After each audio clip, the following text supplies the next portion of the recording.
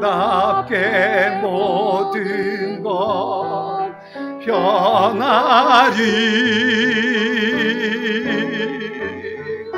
나의 정성 다하여 주를 찬송하오니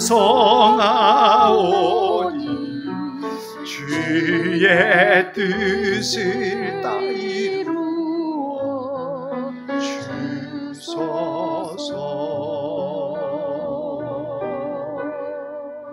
아멘. 같이 기도하겠습니다.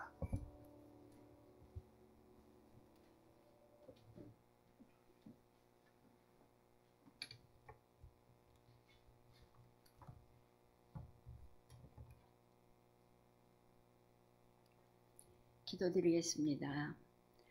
사랑의 주님, 무궁하신 자비와 긍휼을 날마다 새롭게 부어주시는 주님의 은혜를 찬양합니다. 하나님, 두려워하지 말라는 하나님의 음성이 우리의 삶 구석구석에 울리기를 간구합니다. 깊은 구덩이 같은 고난과 슬픔이 지속되어도 하나님이 우리의 기도에 귀 기울이고 계심을 결코 잊지 않게 하소서. 성령 하나님, 이 땅에 세워진 교회들을 축복하여 주시옵소서. 교회가 교회로서의 사명을 잘 감당케 하셔서 하나님의 나라가 확장되게 하시옵소서.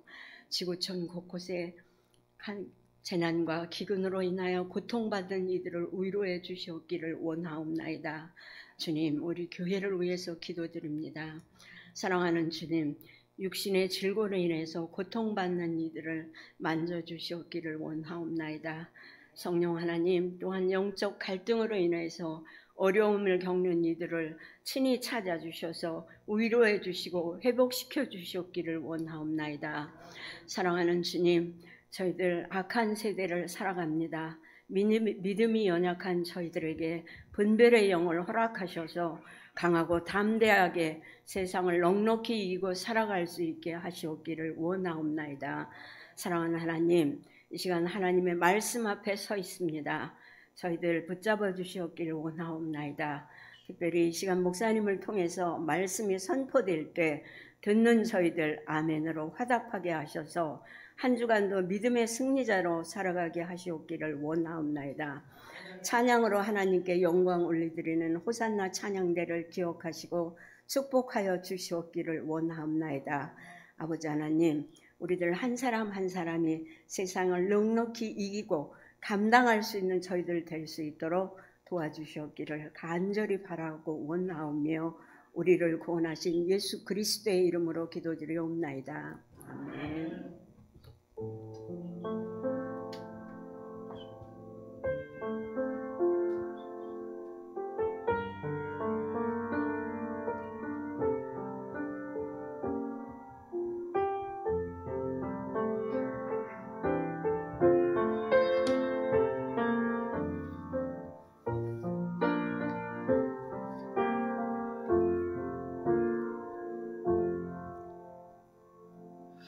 우리 찬송곡 335장 우리 3절 함께 부르며 하나님 앞에 헌금 봉헌하는 시간 같습니다.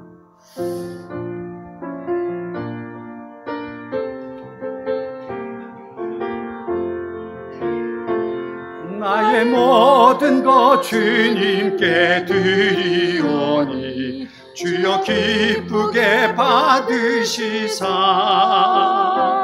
주의 나라 위해 성별하옵소서.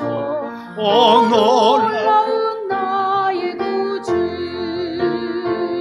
오 놀라운 주, 오 놀라운 주, 저 천군과 천사들 경배하네. 나 엎드려서 주 경배하리.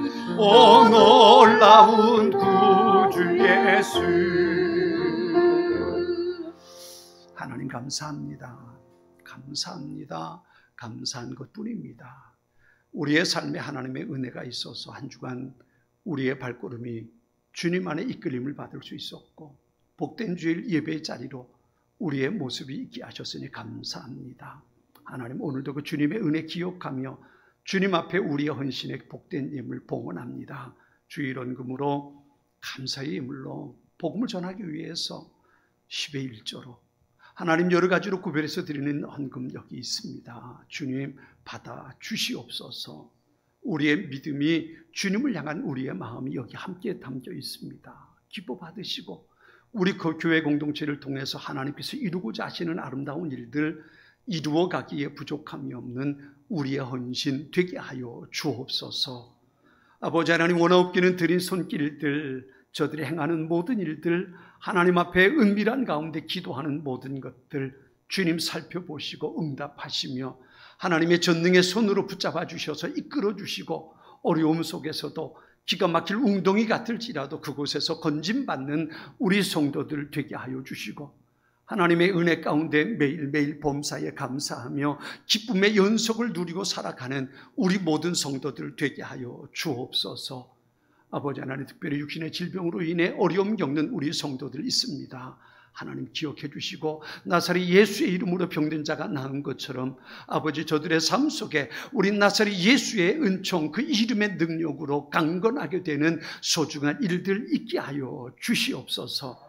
하나님의 도우심이, 하나님의 치료하심이, 하나님의 온전케 하심이 저들의 육신을 강건케 하시고 저들의 삶 속에 있어야 할 것들이 하나님의 은혜 가운데 채워지는 아름다운 역사 있게 하여 주옵소서.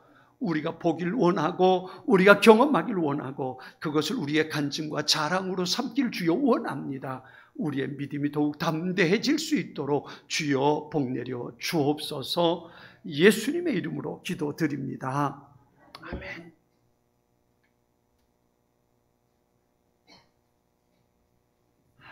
교회 소식 전해드립니다. 주보를 함께 참고하시기 바랍니다. 우리 주일 오후 예배 다시 회복돼서 시작합니다.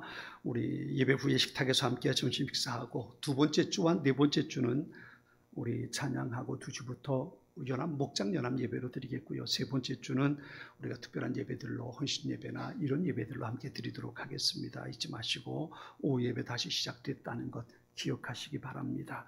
오늘 오후는 꿈을 위한 예배로 함께 드리게 됩니다. 다음 주일은 어려움 가운데 있는 이웃을 돕기 위해서 드리는 이삭주기 헌금을 드리는 날입니다. 우리 주님을 닮은 따뜻한 손길을 함께 모아주시길 부탁을 드립니다. 생명의 삶 치료로가 나왔습니다. 이번 달은 우리 지용 은퇴 원사님께서 교우들에게 선물해 주셨습니다. 그날 가져가셔서 매일매일 말씀을 붙들고 씨름하고 묵상하고 말씀에 훈련받는 소중한 일들 이어갈 수 있도록 그렇게 힘쓰시기 바랍니다. 전도를 위한 헌신, 전도주와 주보 함께 이웃 우편함에 꼭 전해주실 수 있도록 부탁을 드리고요. 또 마음에 품고 있는 분들을 위해서 생명줄 기도 매일매일 시간을 정해놓고 기도하는 것 잊지 마시고 쉬지 마시기 바랍니다. 구티브의 방송국에서 우리 주일 예배 설교 방송이 매주 토요일날 오전 10시 30분에 방송되고 있습니다. 텔레비전에 지금 나가고 있는데 잊지 마시고 여러분도 보실 뿐만 아니라 이웃들에게 또 그 사실을 좀 알려줘서 함께 볼 수 있도록 하면 그것도 하나의 전도가 될 수 있으니까요. 그렇게 할 수 있으면 좋겠습니다. 오늘 우리 권은수 권사님이 생일이셔요. 감사하고요. 축하해 주시고요. 그리고 오늘 생일을 맞아서 권사님께서 떡을 준비해 주셨다고요. 감사합니다. 우리 함께 식사하실 때에 혹은 가실 때에 떡을 가져가실 수 있으면 좋겠습니다. 우리가 준비해 주신 것 감사를 드립니다. 저희 강원도에 진부에 계신 장모님께서도 쑥을 캐가지고 떡을 해오셨는데 그 떡은 다음 주에 나누도록 하면 좋을 것 같아요. 다음 주에. 오늘이 떡이 있으니까 다음 주에 쑥을 캐셔가지고 그리고 떡을 만들어서 보내셨어요. 냉동실에서 냉동에 올려놓은 거니까 다음 주에 그건 나누면 좋을 것 같아요. 그렇게 하도록 하겠습니다. 감사를 드립니다. 오늘 우리 기도를 유명식 원사님 대신 하셨는데 우리 김승재 집사님 기도하시기로 하셨다가 내일부터 입원해서 항암치료 첫 번째 항암치료를 받게 돼요. 그래서 지금 그 항암치료 전에 있는 전 단계를 하시면서 몸이 많이 힘든 상태에 있어요. 그래서 오늘 예배 참석을 못 하셔서 대신 윤 권사님께서 부부 일심동체라 대신 기도문수를 맡아주셨어요. 위에서 또 같이 기도해 주시기 바라고요. 우리 항암치료 받는 몇 분들을 위해서 잊지 마시고 계속 또 같이 기도해 주시기 바랍니다. 자, 오늘 주시는 하나님 말씀 같이 보겠습니다. 하나님 말씀은 신약성경 마태복음 5장 7절 한 절 말씀입니다. 신약성경 마태복음 5장 7절, 제가 가진 성경은 마태복음 신약성경 5쪽입니다. 마태복음 5장 7절 한 절 말씀입니다. 우리 같이 일어나서 하나님의 말씀을 받도록 하겠습니다. 하나님의 말씀입니다. 하나님의 음성 경청할 수 있기 바랍니다. 긍휼히 여기는 자는 복이 있나니 그들이 긍휼히 여김을 받을 것이며. 아멘. 하나님의 말씀입니다. 자리에 앉으시 바랍니다. 호산나 찬양대 찬양으로 하나님 앞에 영광 돌리는 시간 갖겠습니다.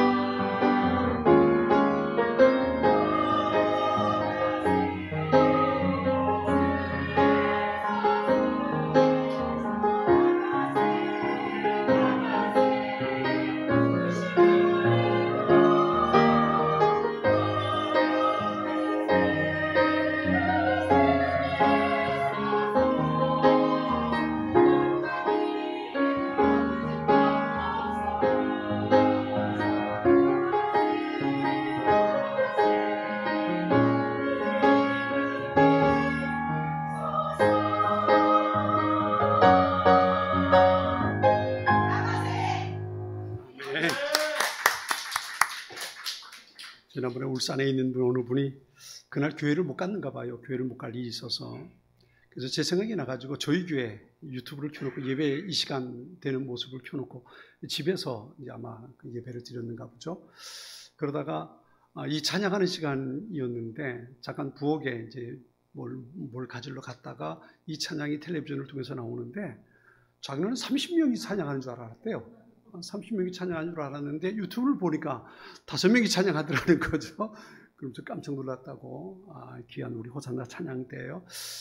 우리 용진 씨의 이 자리에 좀 숨은 남자 파트가 쓸쓸하지 않을 텐데 찬양대 같이 좀 힘써 보세요. 힘써 보셔요.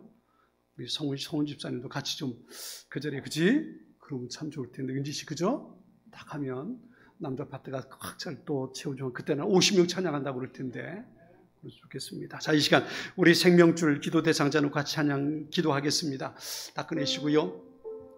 이 시간 하나님 이 사람입니다. 내 마음속에 하나님께서 담게 해주신 이 사람입니다. 하나님 외면하지 마시고 우리의 기도 들어주셔서 이 사람의 삶 속에 하나님의 은혜 있게 하십시오. 껍질이 깨지고 인생이 흔들려서 예수님을 만나는 소중한 일들이 이 사람에게 일어났으면 좋겠습니다. 간절한 마음으로 여러분이 기도 대상자 적어놓은 그 전도 대상자 적어놓은 그분들을 위해서 기도하시고요. 혹은 여러분의 옆에 있는 빈자리 하나님 이곳에 누가 와서 같이 앉아 예배드렸으면 좋겠습니다. 그 마음 하나님 보내주십시오. 그 마음 가지고 기도할 수 있기 바랍니다. 이 시간 우리의 기도가 하나님께 생각하시는 놀라운 일들 만들어가는 기도가 될 줄 믿습니다. 같이 우리 주여 힘있게 같이 부르고 주여 힘있게 같이 한번 하고 그리고 같이 기도하겠습니다. 주여 아버지 하나님, 오늘도 주님 앞에 우리의 간구를 드립니다. 아버지 하나님, 예수님을 만나야 할 소중한 사람, 오 주님, 영원한 생명을 예수의 생명을 오 주님, 그 생명 가운데 있어야 할 소중한 사람들이 있어서 하나님 앞에 기도합니다. 하나님이여 이 영혼을 붙잡아 주옵소서. 아버지 하나님, 이를 불쌍히 여겨 주옵소서. 아버지, 완고한 껍질을 주님 깨주시고 저들의 인생을 흔드셔서 그 속에 살아계신 하나님, 역사하시는 하나님을 주님 만날 수 있는 소중한 은혜를 베풀어 주옵소서. 아버지 하나님, 저들의 인생을 흔들어 주시고 아버지, 예수의 생명을 가진 자만이 참된 살아있는 자인 것을 저들이 깨달아 알게 하셔서 저들이 우리와 함께 예수의 이름을 찬양하고 하나님 앞에 예배하는 아름다운 예배자들로 세워질 수 있도록 주님 도와주옵소서. 우리의 마음속에 그 영혼을 담아주셨사오니 아버지여, 버림받지 않게 하시고 외면당하지 않게 하여 주시고, 오 하나님, 긍휼히 여기사 저들의 삶 속에 살아계신 하나님으로 인한 놀라운 은혜의 사건이 이제 시작되게 하여 주옵소서. 예수 이름을 만나고 복음이 저들의 삶 속에 들어가며 하나님을 아버지라 부를 수 있는 소중한 일들이 일어나게 될 수 있을 것 주여 기대합니다. 주님 도와주셔서 이 일들 이루어가기에 부족함이 없는 은혜의 역사 이루어갈 수 있도록 우리 하나님 축복해 주옵소서. 아버지 하나님, 우리의 기도를 통하여 아버지, 수많은 영혼들이 멸망길을 가던 이들이 영원한 생명의 길로 천국을 향해 가는 아름다운 일들로 이루어지게 되길 소망합니다. 주님, 우리를 도구 삼아 주시고 우리를 통하여 이 일을 이루어 주옵소서. 우리의 마음속에 이 뜨거운 마음 갖게 하여 주시고 늘 기도하며 하나님 앞에 쓰임받기를 더욱 힘쓸 수 있는 우리의 모습들이 될 수 있도록 성령 하나님 도와주옵소서. 오 주님, 기억하시고 인도하셔서 하나님 앞에 선한 일 우리 함께 이루어가게 하여 주옵소서. 아멘. 감사합니다. 주님 도우소서. 아멘. 아멘. 믿음으로 산다는 게 어떤 걸까요? 우리가 모두 신앙생활을 하고 믿음으로 산다고 말하는데 믿음으로 산다는 게 어떤 삶을 말하는 걸까요? 지난번에 2번에 걸쳐서 일하시는 하나님, 그리고 살아계신 하나님에 대한 말씀을 드렸습니다. 살아계셔서 오늘도 우리 가운데 일하시는 그 하나님을 바라보고 그 하나님을 믿고 사는 것이 우리 믿음의 삶이라 그렇게 말씀을 드렸어요. 그렇다면 그렇게 살아계신 하나님을 믿고 사는 것이 어떤 걸까요? 어떤 걸까요? 믿음으로 산다는 것, 살아계신 하나님을 믿고 산다는 것, 그리고 그리스도인으로 산다는 건 이렇게 말할 수 있습니다. 세상과 다르게 사는 것. 세상과 다르게 사는 것. 우리가 신앙생활 하면서 거룩이라는 단어를 자주 사용합니다. 레위기 19장 2절에 이렇게 말씀하시죠. 이스라엘 모든 백성에게 전하여라. 나는 여호와 너희 하나님이다. 내가 거룩하니 너희도 거룩하여라. 말씀하십니다. 내가 거룩하니 너희도 거룩해라 라고 주는 말씀하십니다. 하나님께서 거룩하시기 때문에 하나님을 믿는 모든 백성, 하나님의 자녀들은 거룩해야 한다고 말씀하시는 겁니다. 거룩하다는 게 뭘까요? 이 거룩이라는 말은요, 거룩이라는 말은 히브리어로 찾아보면 카도시라는 말인데 구별된다, 분리된다 라는 말입니다. 모든 죄로부터 구별되게 살아가는 것, 이것이 거룩한 삶이라고 말합니다. 쉽게 말해서 이렇게 말할 수 있습니다. 거룩이라는 건 세상과 구별되고 다르게 살아가는 것. 그게 거룩한 삶이고 그것이 그리스도인의 삶이라는 겁니다. 세상과 다른 삶을 살아가는 것. 요즘 우리가 살아가는 세상은 어떤 것 같습니까? 세상에 살아가는 모든 사람들의 삶의 원리가 어떤 걸까요? 한마디로 이렇게 말할 수 있습니다. 약, 육, 강, 식. 그렇죠? 약한 자는 도태되고 강한 자만 살아남는 것. 그것이 세상의 원리입니다. 어떻게 보면 정글에서, 동물의 세계에서 이 원리가 적용되는 것 같지만 우리가 살아가는 이 세상, 인간들이 살아가는 세상에서도 이 원리는 그대로 적용됩니다. 똑똑한 사람, 많은 능력을 가지고 있는 사람, 강력한 힘을 가지고 있는 사람만이 살아남는 세상, 그 사람이 성공하고 그 사람이 위에 올라가는 세상, 이게 우리가 이 세상에 살아가는 사람들의 삶의 원리라고 말할 수 있습니다. 그런데 성경은 우리 하나님의 백성들을 향해서 그렇게 말씀하지 않습니다. 오늘 본문은 예수님께서 말씀하신 산상수훈 가운데 우리가 잘 아는 팔복의 말씀의 5번째 부분입니다. 팔복의 말씀은 8가지 복 있는 사람에 대해서 예수님께서 제자들에게 하신 말씀이죠. 이런 겁니다. 너희가 나를 따르는 제자가 되려면 너희는 이렇게 살아야 한다. 이렇게 살아야 한다. 그게 복 있는 삶이고 그것이 나의 제자들이 살아가는 삶이다 라고 말씀하시는 겁니다. 그 8가지가 뭔가요? 심령이 가난한 사람은 복이 있습니다. 애통하는 사람은 복이 있습니다. 온유한 사람 복이 있습니다. 의에 줄이고 목마른 사람 복이 있습니다. 긍휼히 여기는 사람 복이 있습니다. 마음이 청결한 사람 복이 있습니다.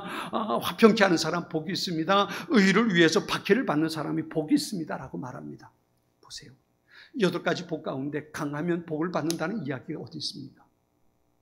행복한 사람은 많은 것을 가지고 있는 사람이다, 이런 이야기가 있습니까? 행복한 사람은 높이 올라간 사람이 행복한 사람이다. 행복한 사람은 많은 소유를 가지고 있는 사람이 행복하다. 예수님은 그렇게 말씀하지 않으셨어요. 심지어 뭐라고 말씀하십니까? 그 뒤에 나오는 산상수훈 가운데 이런 말씀하시죠. 오히려 가난하고 온유하고 애통하고 줄이고 목마르고 긍휼히 여기고 마음이 깨끗하고 평화를 만들고 그렇게 살다가 고난당하는 사람이 복이 있다. 그렇게 말씀하시면서 말이죠. 이렇게 말씀하시죠. 누가 내 오른뺨을 때리거든 왼뺨 돌려대고, 누가 너를 억지로 오리에 짐을 지고 따라오게 하거든 심리까지 가주고, 누가 내 겉옷을 강탈해 가려고 하거든 속옷까지 벗어서 줘라. 이것이 예수님께서 말씀하신 그리스도인 예수님의 제자로 살아가는 사람들의 삶의 모습이라는 겁니다. 그러니까 믿음으로 산다는 건 세상의 원리와는 전혀 다른 방법, 다른 생각, 다른 가치관을 가지고 사는 것이라고 말할 수 있는 겁니다. 불쌍하다고요? 아니요. 예수님 말씀하시는 건 어떤 의미냐 하면요, 그렇게 살면 하나님께서 그 삶 속에 진짜 행복한 것이 무엇인지 알게 해주신다는 거예요.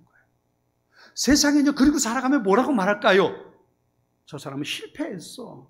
저 사람 저렇게 세상 못 살아. 그러고 말할 겁니다. 그런데 이 원리를 가지고 살아가는 사람을 하나님께서는 행복하게 해 주신다는 겁니다. 세상 사람이 절대로 알 수 없는 평안, 하늘의 복을 누리며 살아갈 것이라고 하나님 말씀하시는 겁니다. 그 사람은 이렇게 말할 겁니다. 세상에 많은 사람들을 향해서 니들이 뭘 안다고. 니들은 절대로 아무것도 알 수 없을 거야. 2번 죽었다 깨어나도 이 행복 모를걸? 이게 바로 예수님의 제자로 살아가는 사람들이 누리는 복의 모습입니다. 사랑하는 성도 여러분, 그 복을 우리가 누리고 살 수 있기 바랍니다. 뭔가 소유가 적어서 염려하고 걱정하며 사는 것이 아니고, 내게 일어나는 문제 때문에 두려워하고 불안해하며 사는 것이 아니고, 내 건강이 무너졌다고 해서 그것 때문에 절망하고 사는 것이 아니라, 하나님께서 내게 주시는 그 하늘의 복, 그것을 누리고 나는 세상의 모든 것을 다 잃어버려도 괜찮아. 주님께서 내게 주신 이것 때문에 나는 사는 거야. 이 간증이, 이 고백이 우리에게 있게 되길 바랍니다. 오늘 본문의 이 모습 속에서 생각해 보려는 한 가지는 긍휼히 여기는 사람에 대한 이야기입니다. 긍휼이라는 말은 영어로 우리가 잘 아는 것처럼 컴패션이라고 말하지요. 이 컴패션이라는 말은 함께 고통을 겪어가는 것을 말합니다.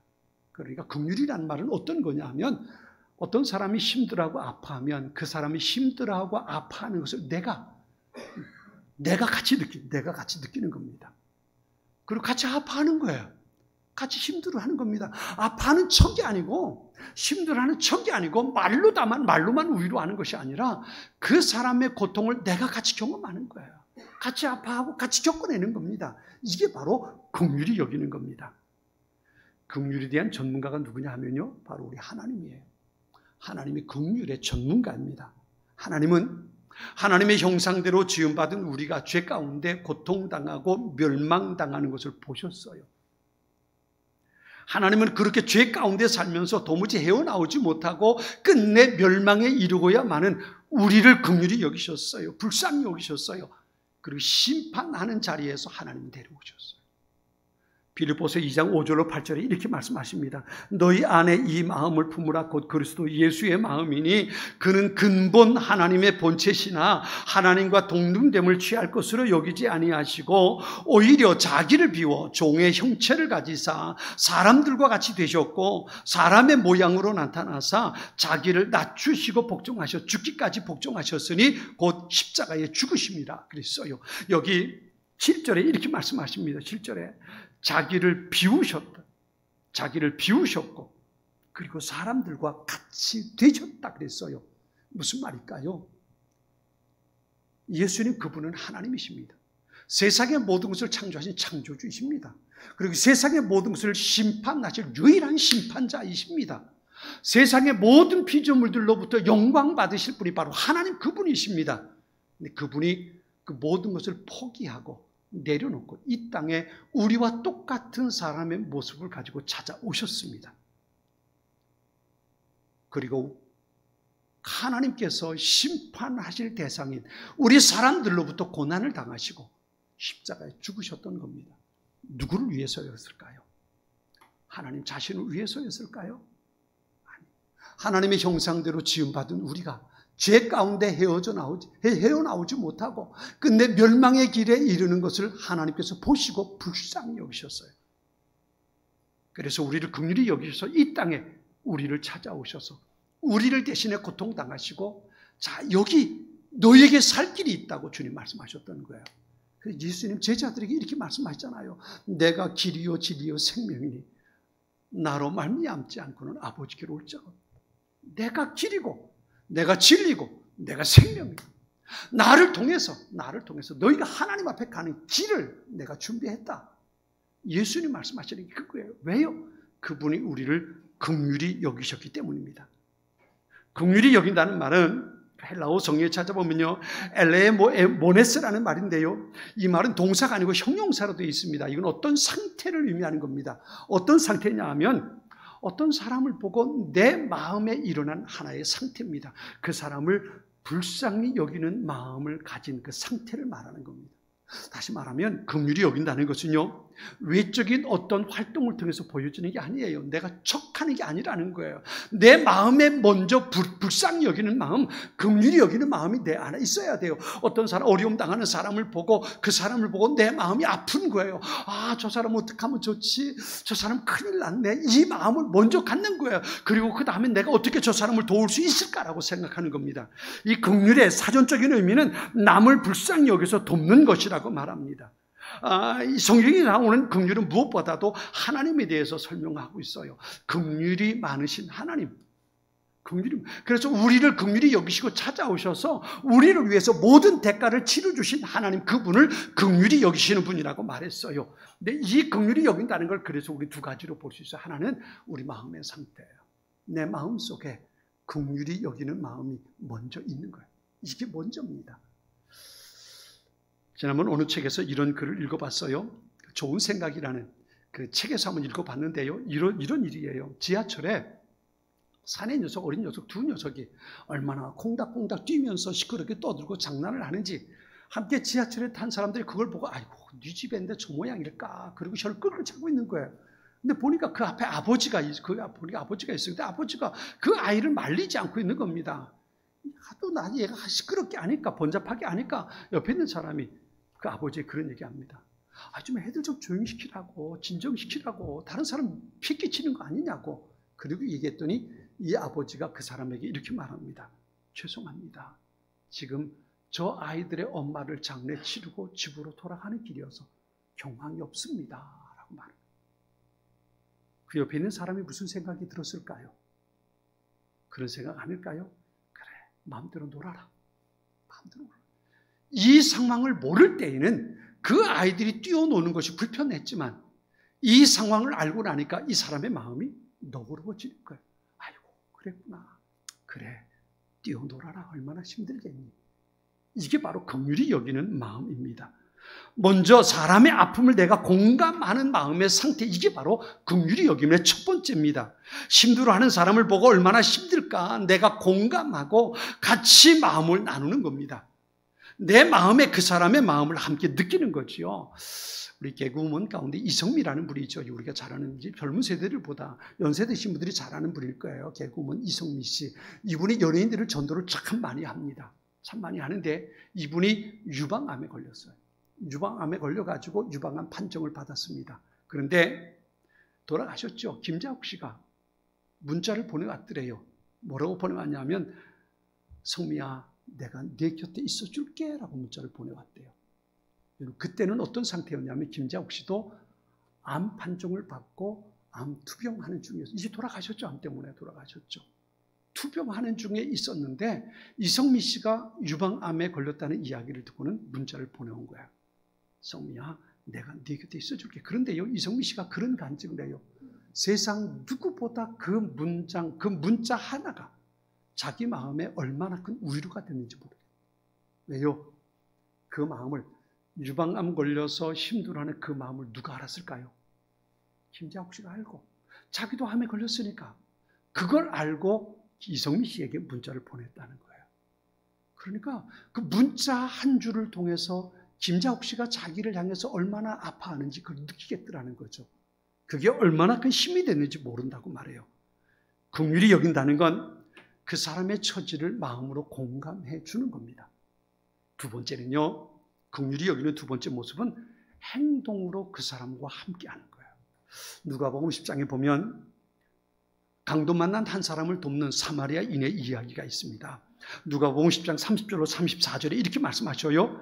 예수께서 대답하여 이르시되 어떤 사람이 예루살렘에서 여리고로 내려가다가 강도를 만나매 강도들이 그 옷을 벗기고 때려 거의 죽은 것을 버리고 갔더라. 마침 한 제사장이 그 길로 내려가다가 그를 보고 피하여 지나가고 또 이와 같이 한 레위인도 그곳에 이르러 그를 보고 피하여 지나가되 어떤 사마리아 사람은 여행하는 중 거기 이르러 그를 보고 불쌍히 여겨 가까이 가서 기름과 포도주를 그 상처에 붓고 싸매고 자기 짐승에 태워 주막으로 데려가서 돌보아 주니라 그랬어요. 여기 그를 보고 불쌍히 여겨 가까이 가서 기름과 포도주를 그 상처에 붓고 싸매고 자기 짐승에 태워 주막으로 데려가서 돌보아 주니라 그랬어요. 이 말씀을 세번역 성경은 이렇게 번역합니다. 그를 보고 측은한 마음이 들어서 가까이 가서 그 상처에 올리브 기름과 포도주를 붓고 싸맨 다음에 자기 짐승에 태워서 여관으로 데리고 가서 그를 돌보아 주었다 그랬어요. 강도 만난 그 사람, 그래서 피 흘려 죽어가는 그 사람을 보고 불쌍히 여기고 그 마음이 먼저 들었어요. 불쌍히 여겼어요. 와, 저 사람 저렇게 놔두면 죽어가는데 불쌍히 여기는 마음을 가지고 그 사람에 다가갔어요. 언제 강도가 또다시 출몰할지 몰라요. 그래서 제사장과 바리새인도 그냥 레위인도 그냥 지나가 버린 거예요. 그런데 이 사람은 강도 만난 사람을 불쌍히 여겨서 그 마음이 와, 저 사람 저렇게 놔두면 죽는데 이 마음이 들어서 그에게 다가가서 그리고 그의 상처에 올리브 기름을 붓고 포도주를 붓고 이게 소독하는 거거든요. 그리고 상처를 싸맨 다음에 자기 짐승에 태워서 여관으로 데려가서 그를 돌봐주었다. 이것이 바로 긍휼히 여기는 사람의 모습입니다. 돌아가신 미국의 유명한 영성가 헬린 아웬이라는 분이 계셔요. 이분이 원래 하버드 대학 교수였어요. 그런데 어느 날 교수직 다 버리고 호롤단신으로 캐나다에 있는 데이브레이크라는 공동체에 들어가서 생활을 하십니다. 이 공동체는 정신장애자들이 모여 사는 공동체입니다. 근데 그분이 거기 들어가서 남은 생에 죽을 때까지 25살 먹은 아담이라는 정신지체의 한 명을 돌보며 살았어요. 하버드 대학 교수면 미국에서 우리 손주 왔는데 하버드 대학이면 미국이 어떤 대학이니? 최고의 대학이겠지, 그렇지? 그 대학의 교수라면 모든 사람에게 인정받는 사람, 존경받을 수 있는 사람이거든요. 근데 그걸 다 내려놓고 캐나다에 있는 데이브레이크라는 공동체에 들어가서 정신지체아를 돌보며 살았어요. 그분이 쓴 책이 있는데요. 지금 우리와 함께 하시는 하나님이라는 책을 썼어요. 그 책에서 이분이 이렇게 말합니다. 우리가 기도하면서 발견하는 것은 우리가 하나님께 가까우면 사람에게도 가깝다는 사실이다 라는 걸 썼어요. 그렇습니다. 내가 하나님께 가까우면 사람과도 가깝게 된다는 겁니다. 이 말을 우리식으로 말하면 이런 겁니다. 하나님께서 내게 주신 은혜, 나를 불쌍히 여기시고 긍휼히 여기셔서 내게 주셨던 그 소중한 은혜를 경험한 사람은 다른 사람이 가깝게 여겨진다는 겁니다. 이 말은 무슨 말일까요? 하나님의 긍휼하심을 경험한 사람은 다른 사람을 긍휼히 여기게 된다는 겁니다.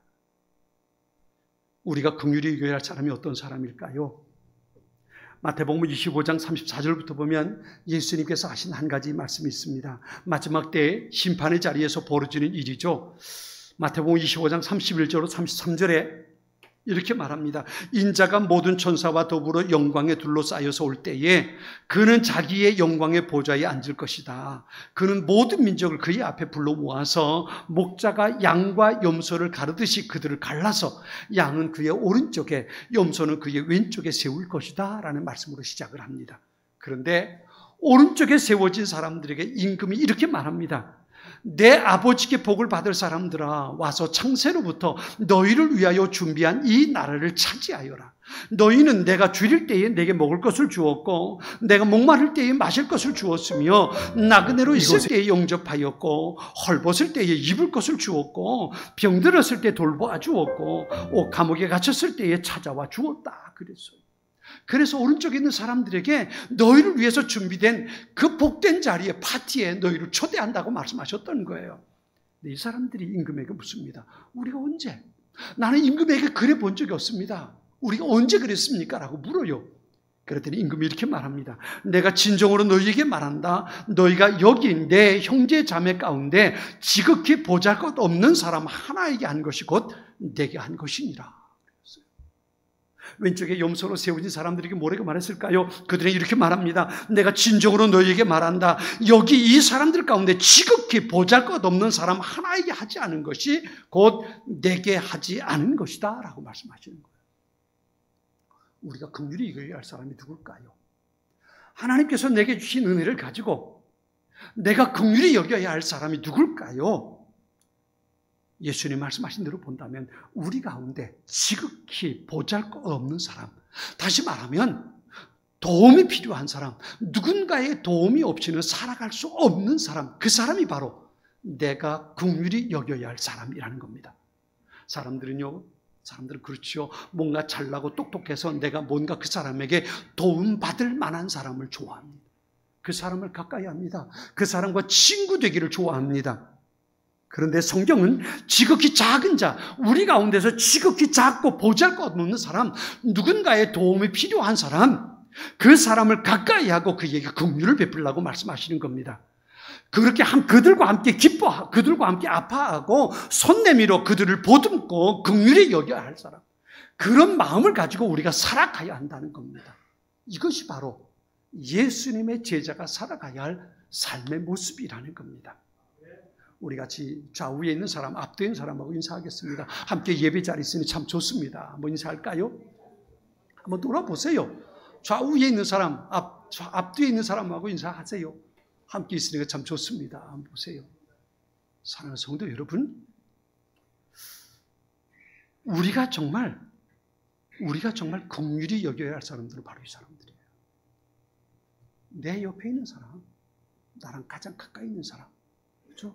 우리 함께 예배드리는 믿음의 공동체 안에 이 사람들, 우리가 긍휼히 여기고 우리가 돌보고 우리의 손 내밀어 잡아주고 우리가 주님의 품으로 안아주어야 할 사람들이 믿음의 공동체 안에 있는 이분들이에요. 이분들입니다.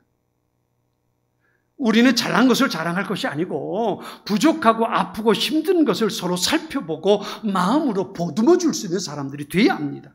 부족하다고 모자란다고 던져버리고 밀쳐버리는 것이 아니고 손 내밀어 당겨주고 넘어진 사람 붙잡혀 이렇게 세워주고 예수님의 마음으로 품어줄 수 있어야 하는 겁니다. 교회는 신앙생활이란 내가 가지고 있는 것을 자랑하고 뽐내며 사는 게 아닙니다.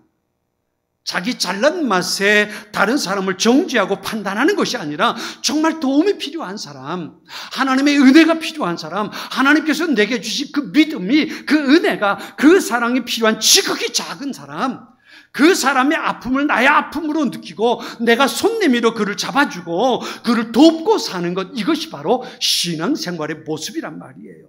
그게 바로 교회 공동체의 모습이란 말이죠. 긍휼히 여기는 사람의 공동체, 이게 바로 교회예요. 그리고 그것이 바로 하나님 나라 공동체의 모습이 될 수 있는 겁니다. 세상은 자기가 잘난 맛에 삽니다.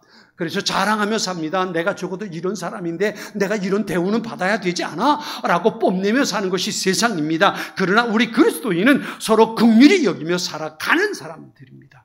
그럴 때에 진정한 행복을 누릴 수 있는 겁니다. 내가 우리 자녀를 보면서, 그죠? 우리 자녀들을 보면서 긍휼히 여기는 부모의 마음이 돼야 돼요. 부모는 자녀들은 부모를 보면서 긍휼히 여기는 마음을 가져야 돼요. 아내는 남편을 보면서, 남편은 아내를 보면서 긍휼히 여기는 마음을 가지고 봐야 돼요.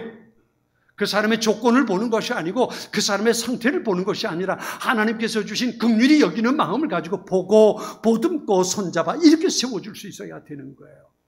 내 옆에 정말 도움이 필요한 사람, 내 손 내밀어 잡아줘야 하는 그 사람이 내가 긍휼히 여겨야 할 대상이라는 것을 우리 잊지 말아야 돼요. 뿐만 아니라 우리가 긍휼히 여겨야 할 또 한 종류의 사람들이 있어요. 그게 누구냐면 이 사람. 아직 예수님을 모르는 사람. 여러분, 전도하는 사람에게 있어서 가장 필요한 게 뭘까요? 그게 바로 이 긍휼히 여기는 마음이에요. 긍휼히 여기는 마음. 어느 권사님이 한 번은 금식을 하고 기도원에 가서 금식기도 하고 돌아와가지고 교회를 가는데 거리에 다니는 사람들을 보니까 이상하게 마음이 아프고 눈물이 나더라는 거예요. 사람들이 많이 거리마다 가고 있는데 그 사람들을 보면서 마음이 아프고 막 눈물이 나더래요. 다 그럴싸하게 옷을 입고 웃으면서 재미있게 그리고 지나가는데 권사님이 그들을 보기엔 무덤으로 향하는 죽음의 행렬처럼 보이더라는 거예요. 그래서 그 사람들을 보면서 혼자 길거리에서 울고 있는데 옆에 가던 한 할머니가 지나가면서 이 사람이 거기서 울고 있으니까 이상하잖아요. 그래서 묻더랍니다. 왜 울어요? 어디 아파요? 뭐 좀 도와줄까요? 그러고 묻더라는 거예요. 그리고 이 권사님 대답은 안 하고 계속 울고 있으니까 이 사람 이상한 사람이래 그러더니만 그냥 지나쳐 가더라는 거죠. 근데 한참을 그러고 가다가 그 사람이 다시 돌아오더니만은 이 할머니가 그러는 거예요. 어디 정말 아파요? 그러면 손을 이마에 갖다 대기도 하고 손을 잡아서 맥을 잡기도 하고 그러더라는 거예요. 이 권사님이 그 할머니의 손을 잡고 말하는 거예요.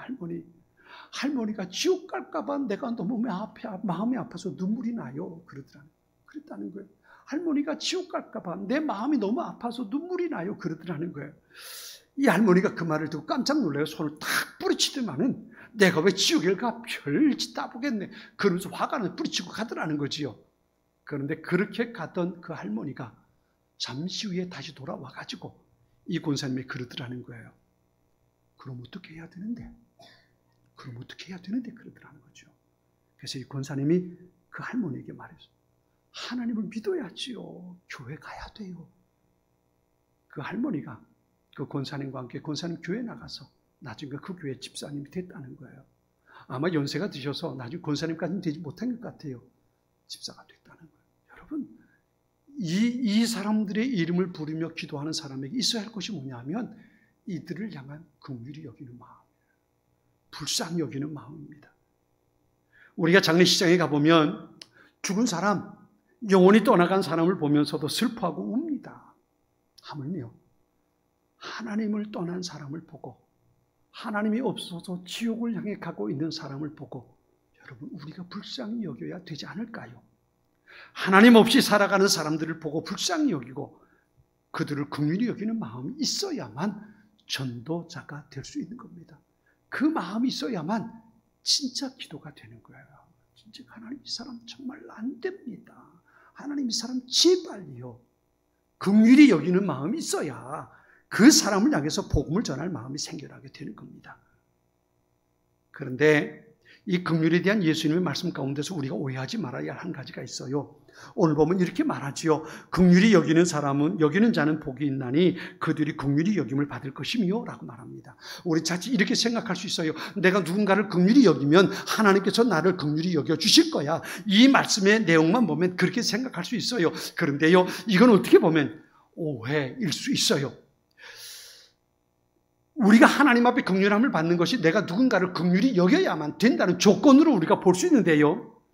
그러나 이 말씀은 결코 그런 뜻만은 아니라는 것을 잊지 말아야 돼요. 순서를 바꿔서 생각할 수 있어야 합니다. 이런 거예요.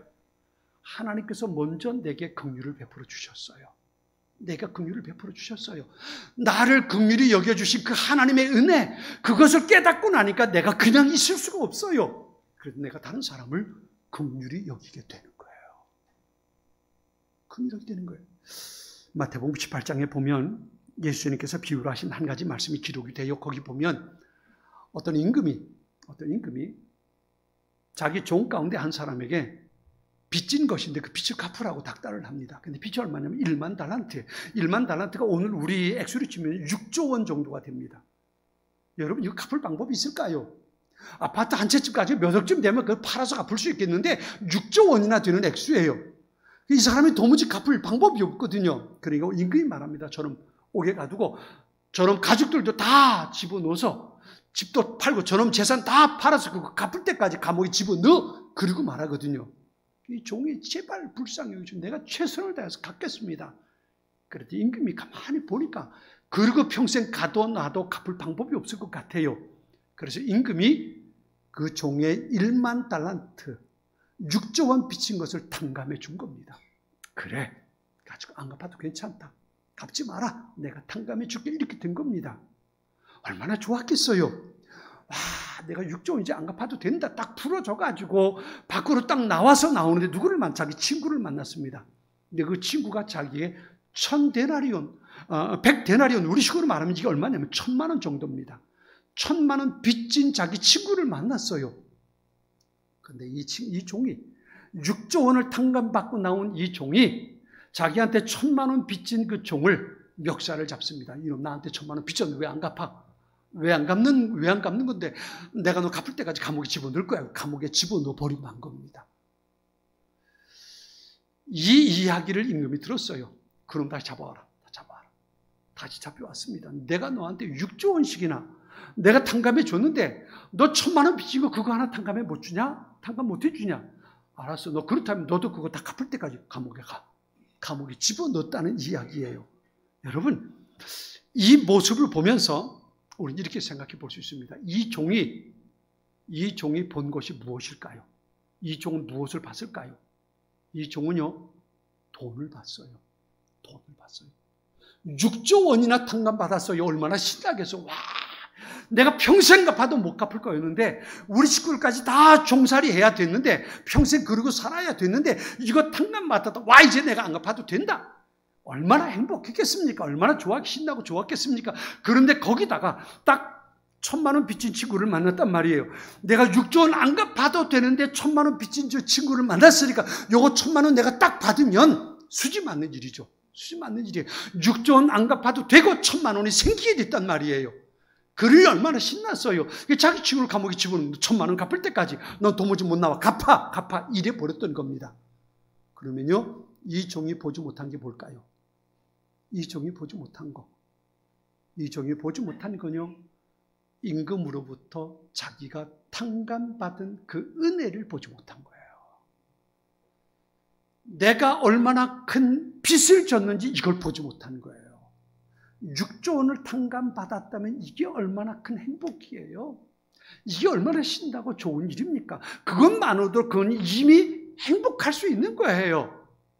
그런데 그는 그것을 보지 못하고 돈을 받던 겁니다.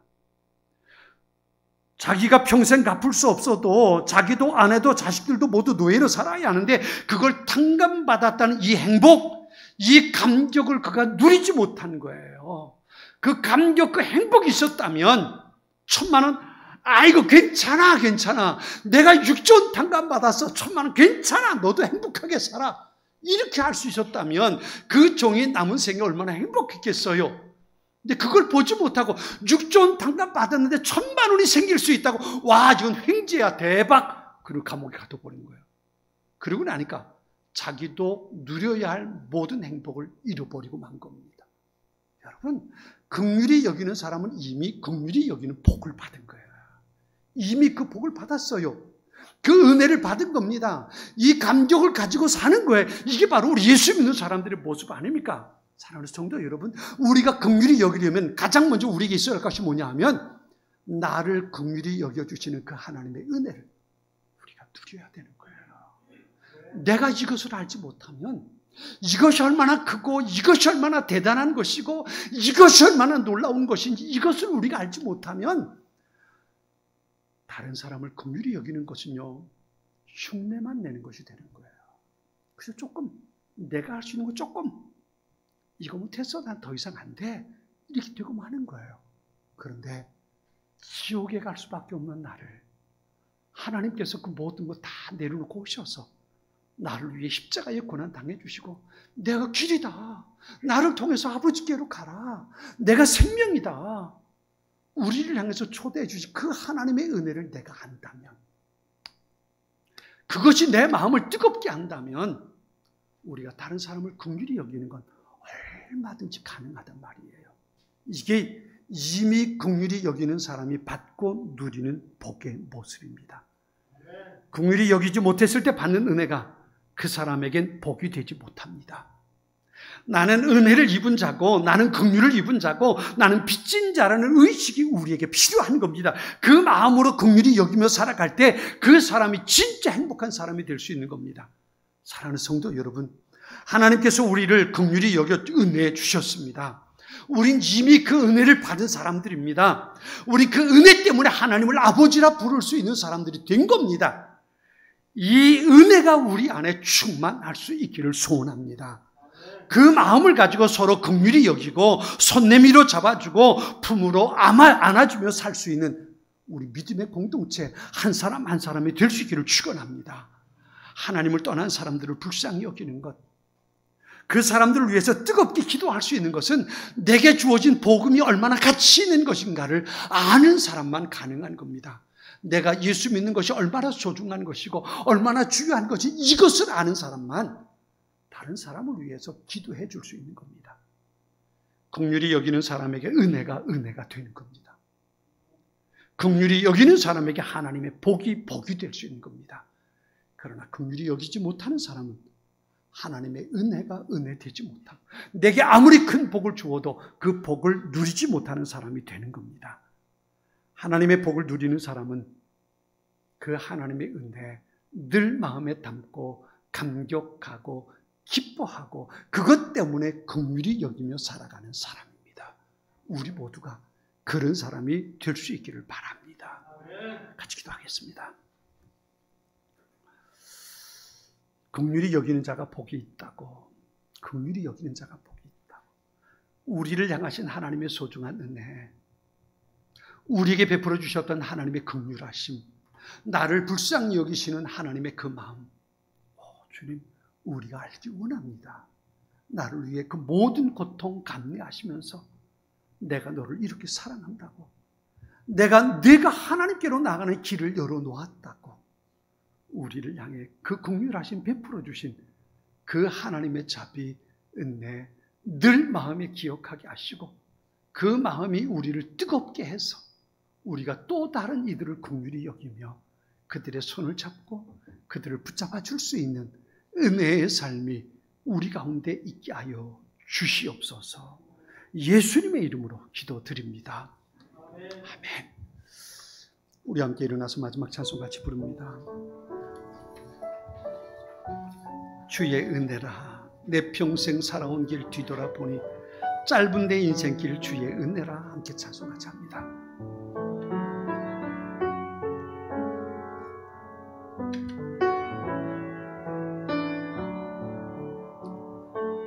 내 평생 살아온 길 뒤돌아보니 짧은 내 인생길 오직 주의 의. 다시 한번 내 평생 살아온 길, 내 평생 살아온 길 뒤돌아보니 짧은 내 인생길 오직 주의. 다시 한번 내 평생 살아온 길, 내 평생 살아온 뒤돌아보니 짧은 내 인생길 짧은 내 인생 오직 주의 은혜라. 오직 주의 은혜라 주의 은혜라 주의 은혜라 내 평생 살아온 길 주의 은혜라 주의 은혜라 담이 없는 사랑 달려갈 길 모두 마친 후 주 얼굴 볼 때 나는 공로 전혀 없도다 오직 주의 은혜라. 지금까지 지내온 것 주의 크신 은혜라. 아니 없는 주의 사랑 어찌로 말하랴. 자나 깨나 주의 손이 항상 살펴주시고 모든 일을 주 안에서 형통하게 주의 은혜라 주의 은혜라 주의 은혜라 내 평생 살아온 길 주의 은혜라 주의 은혜라 담이 없는 사랑 달려갈 길 모두 마친 후 주 얼굴 볼 때 나는 공로 전혀 없도다 오직 주의 은혜라 주의 은혜라 주의 은혜라 내 평생 살아온 길 주의 은혜라 주의 은혜라 담이 없는 사랑 달려갈 길 모두 마친 후 주 얼굴 볼 때 나는 공로 전혀 없도다 오직 주의 의. 지금까지 지내온 것 지금까지 지내온 것 주의 크신 은혜라. 한이 없는 주의 사랑 어찌로 말하랴. 자나 깨나 주의 손이 항상 살펴주시고 모든 일을 주 안에서 형통하게 하시네. 아멘. 긍휼히 여기는 자는 복이 있나니 그들이 긍휼히 여김을 받을 것이라 주님 말씀하십니다. 하나님께서 우리를 긍휼히 여겨주신 그 긍휼하심 그것을 깨닫고 하나님의 은혜로 우리의 마음이 채워져서 더불어 살아가는 우리의 이웃 가운데 가장 연약하고 우리의 도움이 필요한 이들에게 긍휼의 마음 베풀어 손 내밀어 함께 가는 그들을 돕는 아름다운 믿음의 삶을 살아내십시오. 그것이 작은 예수로 살아가는 삶의 모습입니다. 그 사람이 진정 행복한 사람입니다. 우리 주님 예수 그리스도의 은혜와 하나님 아버지의 크고 놀라운 사랑과 성령의 교통하심이 긍휼히 여기는 자, 나를 긍휼히 여겨주셨던 그 놀라운 하나님의 은혜 마음에 담고 그 마음 가지고 나의 도움이 필요한 이들, 나의 손길이 필요한 이들을 향해 내 손 내밀어 붙잡아주고 보듬어주고 함께 나아가는 하나님의 사람들 모리모리 위에 저들의 가정과 우리 온 교회, 이 나라와 이 민족, 여전히 죽음의 위기 속에 두려워하며 불안한 삶 하루하루 살아가는 지구촌의 많은 이들 위해 이제로부터 영원까지 함께 하시기를 간절히 축원합니다.